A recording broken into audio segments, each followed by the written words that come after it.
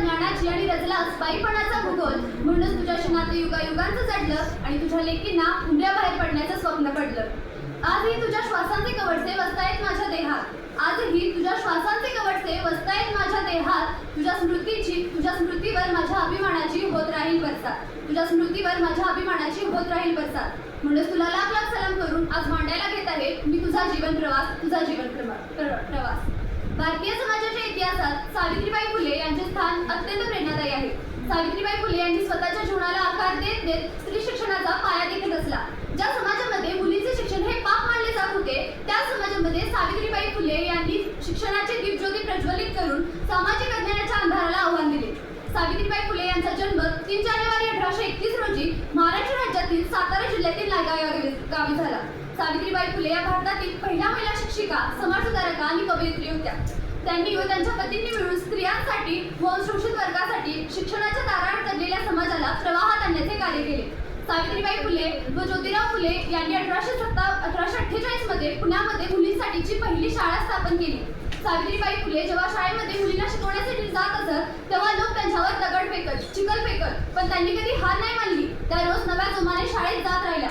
सावित्रीबाई फुले यांनी फक्त शिक्षणाचाच प्रसार केला नाही तर त्यांनी बालविवाह, सतीप्रथा याविरुद्ध देखील आवाज उठवला. सावित्रीबाई फुले यांनी कविता व व्याख्यानाद्वारे देखील लोकांची समाज जागृती केली. त्या कवितांमध्ये म्हणतात की वाची उच्चारी तैसी क्रिया करी तीच नरनारी पूजनीय. सेवा परमार्थ पाळीव्रत सार्थ होई कृतार्थ तेच वंद्य. सुख दुःख काही स्वार्थपणा नाही परहित पाही तोच थोर. मानवाचे नाते ओळखती जेते सावित्री बदते तेच संत. अशा सदृढ वाणीमुळे सावित्रीबाई फुले यांचे कवितेतील योगदान अत्यंत महत्त्वपूर्ण आहे. आजही भारतामध्ये मुलींचा जन्मदर हा ढासळतच आहे. यामागचं कारण मुलींच्या तुलनेत मुलांच्या जन्माची इच्छा ही अजूनही अधिक आहे. मुली समाजकारण असो, राजकारण असो, अर्थकारण असो वा कौटुंबिक जबाबदाऱ्या सर्वच क्षेत्रामधल्या आपापल्या जबाबदाऱ्या समर्थपणे मांडताना दिसत आहेत. सावित्रीबाई फुले म्हणत असत, शेपटासारखं जगलात तर काम तमाम होईल, शेपटासारखं जगलात तर काम तमाम होईल, पण जर वाघासारखं जगलात तर नाम होईल. तर समाजाचं मात्र माझा धर्म बुडाला पण कोणी सुरूच होती. अहो, एखाद्या सर्वसामान्य माणसाने शिक्षण घेतल्यात कसा काय धर्म बुडतो यांचा? इतका तकलादू असू शकता का धर्म? धर्मासाठी माणूस असतो की माणसासाठी धर्म? धर्मासाठी माणूस असतो की माणसासाठी धर्म? शाळेत जाताना शेण फेकलं त्यांनी सहन केलं, थुंकलं त्यांनी सहन केलं, अपराध केले तरी त्यांनी सहन केलं, पण आता बास. आता मात्र त्यांच्या सहनशीलतेचा अंत झाला होता. आणि अशातच एक धतिंगण त्याच्या समोर येतो आणि बोलतो कसा, काय टवळे, कुठं निघालीस? आधी आमच्या पोरीबाळींना शिकवणं बंद कर. तुला तुझी आबरू प्यारी हाय की ते शिक्षण? कदाचित तो विसरला असावा काही सावित्रीबाई या ज्योतिरावांच्या पत्नी आहेत ते. अशी घेतली आणि सन्नगत त्याच्या कानाखाली लावली आणि सुनावलं, आज आलायस थोबाड फुटले, पण जर परत आलास ना तर तुझ्या रक्ताने ही धरती रंगवी. स्त्री कोणत्याही जातीची किंवा समाजाची असो ती रोज अन्यायांना बळी पडतच असते. एखाद्या स्त्रीचा नवरा वारला म्हणून काय तिने सती जायचं? आपला नवरा वारला यात तिची चूक कशी काय असू शकते? म्हणून सावित्रीबाईंनी याविरुद्ध कार्य केले. जेव्हा पुण्यामध्ये दुष्काळ आला होता तेव्हा सावित्रीबाईंनी हजारो मुलांच्या अन्नाची सोय केली. सावित्रीची सावित्रीबाई झाली, सावित्रीबाईची सावित्रीमाई देखील झाली आणि बघता बघता त्यांच्या अवघ्या 18 शाळा सुरू झाल्या. केश वपन सती प्रथा या सर्वांवर त्यांनी मात केली. कारण आनंद होता तो आया बाया शिकण्याचा.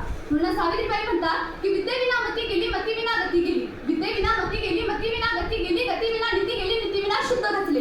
आणि इतके सारे नळत एका अविद्येने केले. म्हणूनच मुलींना शिकवा आणि मुलींना वाचवा. कारण जर एक मुलगा शिकला तर तो एकटा शाणा होतो, पण जर एक मुलगी शिकली तर ती संपूर्ण समाजाला शहाणी करते. अशा अनेक कारणांमुळे सावित्रीबाईंचे योगदान अत्यंत महत्त्वाचे आहे. त्यांच्यामुळेच मुलींसाठी आज शिक्षणाची दारे खुली झाली आहेत. त्या समाजाला सांगतात की प्रगतीचे खरे माप हे समाजातील महिलांचा दर्जा. जो समाज महिलांच्या शिक्षणाकडे दुर्लक्ष करतो ती स्वतःची आर्थिक क्षमता स्वतःच नाकारतो. त्यामुळेच तुम्ही एका महिलेला सक्षम बनवा, म्हणजे तुम्ही एका समुदायाला उन्नत करा. सावित्रीबाईंचे जीवन हे संघर्ष, करुणा, धैर्य यांचे प्रतीक आहे. सावित्रीबाई फुलेंनी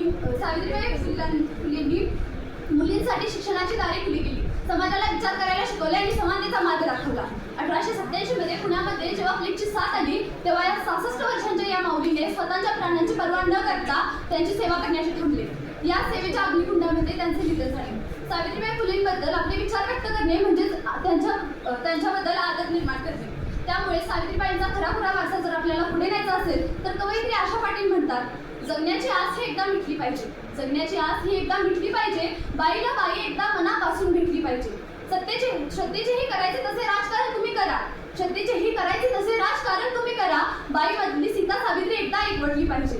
बळी कशाला पडेल मग ती भूल थापास त्या, बळी कशाला पडेल मग ती भूल थापास त्या, बाई त्या दुर्गेला तिची ओळख पटली पाहिजे. संयमी होतील कळप लांडग्यांचे आपोआप, संयमी होतील कळप लांडग्यांचे आपोआप, बाई मधल्या मतांनी ही खेळी उलटली पाहिजे. येईल भाव सोन्याचा लेकीच्या जिंदगीला, येईल भाव सोन्याचा लेकीच्या जिंदगीला, लेकाच्या आईची जराशी किंमत घटली पाहिजे. अहो चिक्कार झाले टाकले बाईतल्या देवीचे, चिक्कार झाले टाकले बाईतल्या देवीचे, घरच्या उंबऱ्याला आधी तिची किंमत वाटली पाहिजे, घरच्या उंबऱ्याला आधी तिची किंमत वाटली पाहिजे. धन्यवाद.